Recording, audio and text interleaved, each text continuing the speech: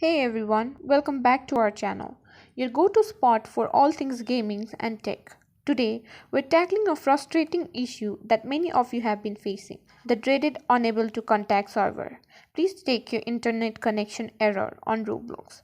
Don't worry, I've got you covered with some foolproof solutions you back in the game in no time.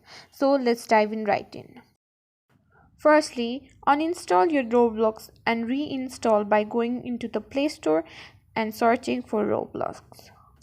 It's important to understand that this error usually pops up due to connectivity issues, but sometimes it can also be caused by Roblox servers themselves or even issues with your account. If reinstalling doesn't work, then go to your settings, then click on apps and notifications, and then click on apps.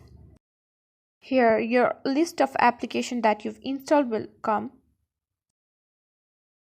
Now, scroll down and look for Roblox. Now click on Stories option and clear cake. After doing so, clear the data as well. Doing this, you will help.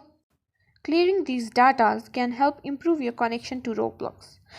And there you have it. Some solution to fix the unable to contact server error on Roblox.